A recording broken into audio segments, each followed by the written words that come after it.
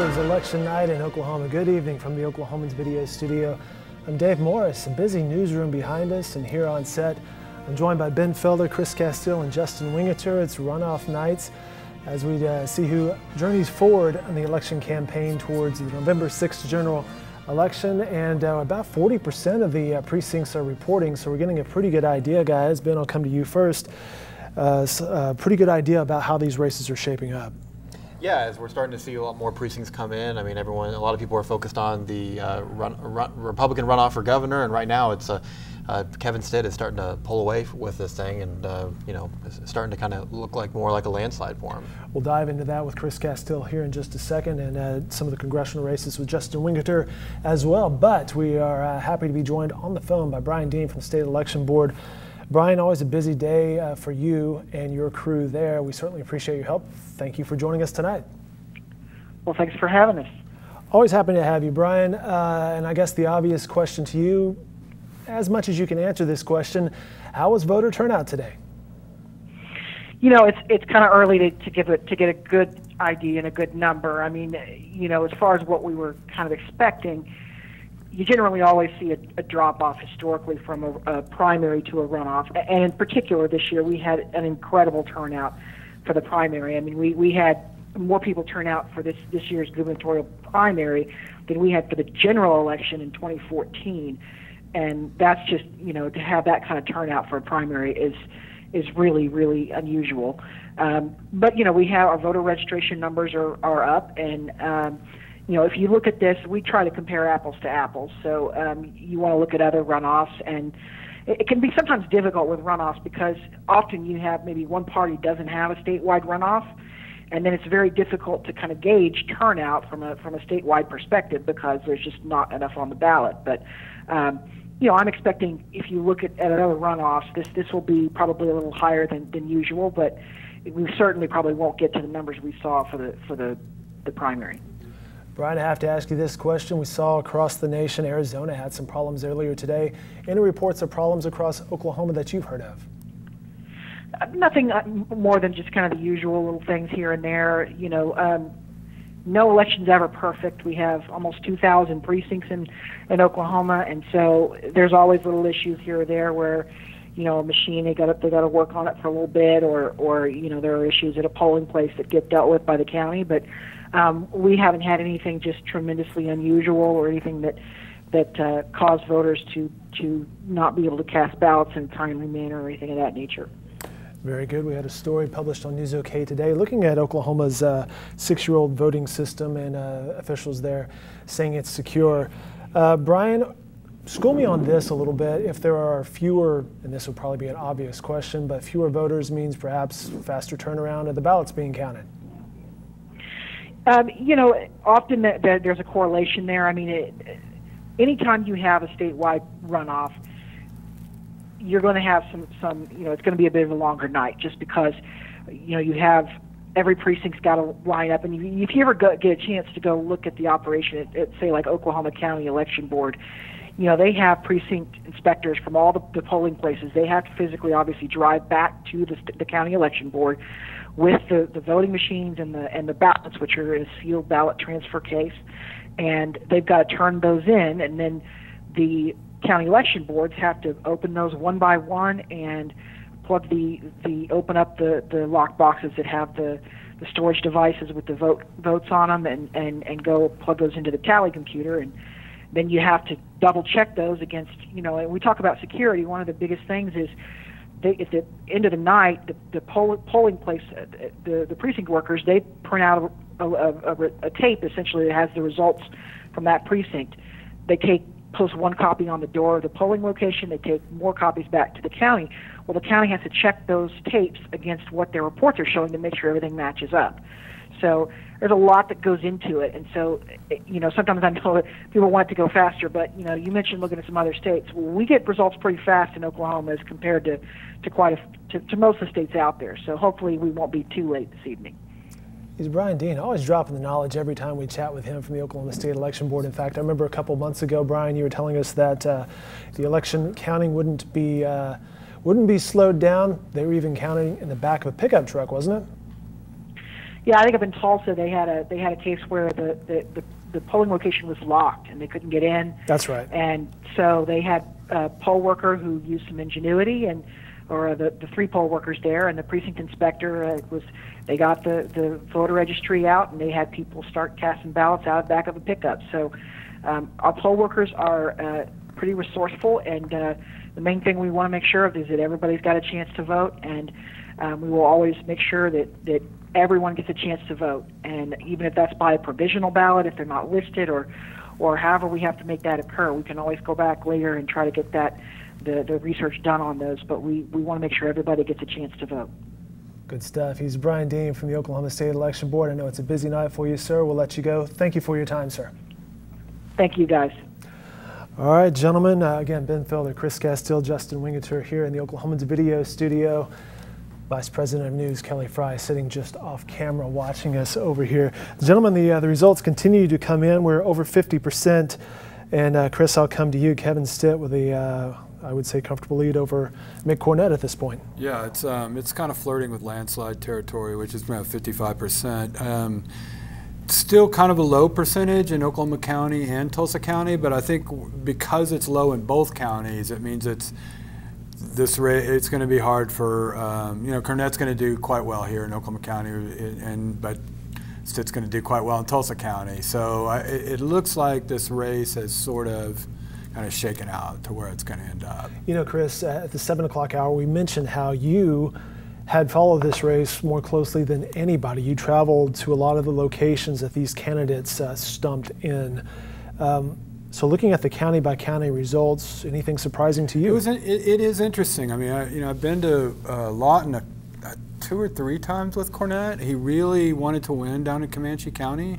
And the last time I checked before we came on, he was getting thumped down there. And I actually don't even remember Stitt going to Comanche County. I know he has. He's been to every county and every town multiple times. But the other one I looked at was Woodward. Out west, and I went to Woodward with Cornett a few weeks ago. It was a really good trip, and good crowd for the former mayor there, and he's losing big there too. So I don't really understand some of these counties. He is winning Garfield. Woodward is a western farming community. It's got oil and gas too, but Enid, Garfield County, which Cornett surprisingly won over Todd Lamb on June 26th, he's winning there too. But all the eastern Oklahoma counties, I was looking at Atoka, I looked at Bryan, Muskogee, Rogers, which is right outside Tulsa, it's Claremore. Stitt's winning big in those. So, if you look at this, at these results as being kind of suburbs and rural areas, Stitt's got it won, very big in those areas, and if it's kind of the same percentage in Oklahoma County and Tulsa County still to come in, well, that'll be a wash for the most part. So one of the other counties I was looking at, it's Canadian County, which is El Reno, and it's in this market. It's big Oklahoma City market. It's basically, I don't want to call it just a suburb of this because it's more than that. But anyway, it's in his wheelhouse. He won it, Mick Cornett's wheelhouse. I mean, he won it big on June 26th, and the last I checked, Cornett had 53, and I think that's not a big enough margin. The margin's even more narrow now in Canadian County. 19 to 50 precincts is 51% for Cornett. That's not. He's got to win that county big. 3 of the 4 biggest Republican registration counties are right here: Oklahoma County, Canadian County, Cleveland County. The 4th is Tulsa. So you've got a huge number of Republicans in this area. Cornett won these counties big in the first round, and he needs to now because he's obviously not doing that well in rural areas. If he's only getting 51% in Canadian County, then it's not going to be a good night for him. Well, this was always going to be a tough night for Cornett. Right. I mean, he was a candidate that I think we expected would do well in the primary. I mean, he ended up getting the most votes in a crowded field. A primary in June that saw historic turnout. You maybe saw a lot of moderate Republicans came out that were supporting the medical marijuana question that was on the ballot. And I think a lot of people expected that if he could make it to November, that he may do well there again. It's kind of more moderate Republican that would appeal maybe even to some Democrats. Oh, he would. Yeah, he'd gotten crossover. The runoff was always going to be what kind of tripped him up. Right. You have your most conservative conservative, I mean, some of your most conservative voters in the country are voting tonight. Right. And that just is not Cornett's base. I mean, he has always, his career has been built as this, pragmatist, moderate Republican. And that's what he couldn't surmount. You know, I mean, even though he kept taking these positions, some of which to the right of Fallon, like on abortion and guns. He was to the right of Governor Fallon on those. I think there was just maybe people weren't ready to suspend their disbelief that much. I mean, besides having the Oklahoma City thing to overcome in these rural areas, and that's a real thing, he also had to overcome an impression of him being a moderate. I mean, there's just no doubt about that. Yeah. And guns and abortion, these weren't issues that he was having to as discuss mayor, or talk about as mayor, and he always even kind of came across as, even in the national spotlight, a lot of people like to look at him as a Republican mayor that was able to do progressive things with the MAPS tax and those kind of things. And, he really kind of championed that viewpoint, which once again may have played well in November, played well in June. But a late summer runoff for the Republican Party in Oklahoma is a very tough lift. And again, I mean, not to belabor this, he did not help himself with those ads. He just flat did not help himself with the people who are voting today. At this point, with over 1,100 of the 1951 precincts reporting, Kevin Stitt with 54% of those votes at this point. Another race, Chris, you're covering, and we can probably go ahead and call this one. For Lieutenant Governor, Matt Pinnell over Dana Murphy, he's got 58% at this point. Quite a turnaround. He finished second to Murphy in the June 26th primary. Murphy's an incumbent. She's a corporation commissioner. This is not a good year for incumbents in any office. And Matt Pinnell he's been just kind of a Republican Party politico. I mean, he's held all kinds of positions in the state and national parties. The last, which I think he was kind of the state, working for the Republican National Committee, he oversaw all the state party organizations. So he would go to every state in the union trying to work out whatever problem state party. But I'd say this about Murphy. She was the one statewide candidate who never went negative. She never ran negative ads. It's a story you had in Sunday's editions of the Oklahoman, which was chock full of great political and election information. That's what you mentioned. She was one who stuck with a positive ad, one of the few statewide candidates. And there'll be consultants all over the state or probably the country going, look, this is the one candidate, and look what happened to her. Because you wonder sometimes, well, what good do these ads do? And supposedly the consultants are going, you got to go negative, man. If they go negative against you, what? So she stays positive the whole time and winds up. The other thing in this, I'm not trying to say that's why. I don't know why why this race turned out this way. Pinnell, 38 years old. His quote he gave you or mentioned at a recent GOP dinner: "I'll get rid of my security detail. Give me an RV, and I'll sell the heck out of this state." Yeah, I think Stitt made some joke about. Stitt spoke right after that and made some joke about the RV that I wish I could remember because it's kind of funny. But yeah, one of the things that he wants to do. I mean, lieutenant governor candidates talk a lot about tourism, promoting the state, because there aren't really many official duties. They kind of have to make up what they're going to do. And tourism's always been one of those things. And one of Matt's deals, Route 66, yeah. Which I think people have thought of that before. There seems to be a lot of promotion of Route 66, but what the heck, Would that change if those two positions were on the ballot together, governor and lieutenant governor? Good point. There's a state question in November to make the governor and lieutenant governor candidates run as a ticket. And that first one would be 8 years from now, 2026, if that passes. So I don't know if their job would change that much. I mean, for their job to change much, you have to give them, either by statute or constitution, more duties.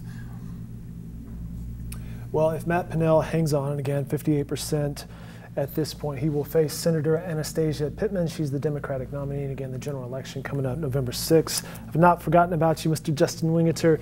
You're covering our congressional runoffs today, but another runaway in the 5th Congressional District. Yeah, actually, many of the congressional races tonight are runaways, especially, I mean, the best example definitely in the 5th District, and as you see it there, I mean, that is not much of a race right there. And we knew, obviously, that Horn was the front runner and that she was certainly favored to win by a large amount. And that's why right there. I mean, it's a pretty clear runaway, but most of the races right now are not exactly close. There's that first district race we talked about on the Republican side is going for Kevin Hearn right now. The other races, the outsider in that race. Correct. Yeah, exactly. And just as we talked about, a good night for outsiders, it continues there in the first district. Kevin Hearn, 56%. Yep.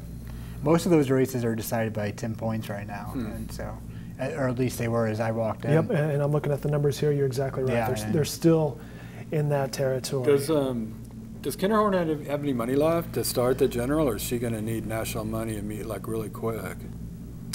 I would have to check. Yeah, in the first district, you mean? That's no. In what race? Oh, in Horn. Fifth district. Yeah, I didn't hear what you said there. That she has, I think, 40,000 left. Yeah, somewhere in there. I would have to check, but numbers are a little outdated because they were a few weeks ago. Okay. So she has been able to raise, I mean, quite a bit of money. A very proficient fundraiser for a Democrat in this district has been highly unusual. Yeah, so you bet. If she can keep that up, she can compete with Russell in fundraising, and we'll see. It could be interesting in November. She'll go up against the incumbent U.S. Representative Steve Russell again in November. Ben, a race that you have been paying a lot of attention to, superintendent. Not exactly a close race tonight. Yeah, this was one of the few incumbent statewide seats, our statewide officials that are on the ballot. I mean, you know, we probably expected it to be kind of a landslide victory for Superintendent Hoffmeister, but the big question is this has obviously been an interesting year for education. We saw the 2-week teacher strike in April. There's a lot of voter frustration towards the state's funding of education and funding of schools. As a superintendent, though, she's done a pretty good job of aligning herself with the causes of teachers. She's put herself up as a big advocate for increased funding for teacher pay. Linda Murphy, her challenger, who's no stranger to running, she ran a couple times for state superintendent in the early 90s, really tried to appeal to that deeply conservative electorate. She actually accused the superintendent of being too closely aligned with the teachers, specifically the teachers union, but that message doesn't seem to have been that effective. But Hoffmeister vastly outspent Murphy. She's, like I said, she's an incumbent in a year that's tough for incumbents, running for a position that's got some, you know, in a realm that's been controversial this year, education. But because of the way that she's been able to kind of position herself as a voice for teachers, sometimes in opposition to her own party, I think we kind of expected this to be a pretty strong night for her. And a win tonight is likely going to be a win in November. Democrat John Cox is awaiting. He's run before, but she will. Her war chest will be greatly larger than his. She's definitely got the name recognition, and so it looks like in a year when education has been a big talking point, the state's top school chief is probably going to remain. Well, guys, speaking of a lot of money being thrown around in a campaign, the race for Attorney General, General Drummond still leads Mike Hunter at this point, 50% to 49%. That's turning out to be a pretty close race. Wow. Yeah, and this is another. There's not very many statewide incumbents on the ballot. This is another one, and we talked about in our 7 o'clock spot. Are voters going to see him as the incumbent? I mean, he's now been in this seat for more than a year, so I mean, it is his. He is the Attorney General. He's the incumbent. He's in the seat. Yeah, but has been pretty active in really kind of promoting the work of his office, especially around targeting drug manufacturers and kind of trying to fight the opioid crisis. Mm-hmm. But like I said, in a year where voters are maybe not too keen on incumbents, that may be holding him down here. 1357 of 1951 precincts, and he has a 50 to 49% lead. That is another one that is there a big Oklahoma County, Tulsa County split in that? He's got a big lead in Oklahoma County. Hunter does. Or Hunter does, right. Yes. And then Drummond, a big one in Tulsa. That would be expected, yeah. Yeah. So. Yeah, Drummond in Tulsa, 54 to 45. Yeah, so larger lead for Hunter. He's got a wider lead in Oklahoma County than Drummond does in Tulsa County, but not even half of those precincts in each county have been reported yet. Nothing more compelling than watch people do some searching online while you're watching a live webcast. Another thing to mention too, we talk about incumbents. Dale Denwalt, who's back in the newsroom, is watching the House and Senate races, particularly 10 incumbents in the House, 10 Republican incumbents that are fighting for their job. It's pretty rare to see so many incumbents forced into a runoff. I mean, he's tweeting that half of them are in jeopardy of losing those seats. I mean, if 5 of those 10 incumbents were to lose tonight, I mean, that would be a pretty big statement. Oh yeah, because that would mean a total of 10. Yeah. Because if 5 went down in primary. June 26, yeah, that's 10% of the House in the first 2 rounds. You know. Yeah. Some of the storylines you can follow along in upcoming editions of the Oklahoman, and of course online at newsok.com. That'll wrap it up for this one. We'll be back at 9 o'clock with more updated election coverage. I'm Dave Morris alongside Ben Felder, Chris Castile, and Justin Wingerter. We'll be back at 9 p.m.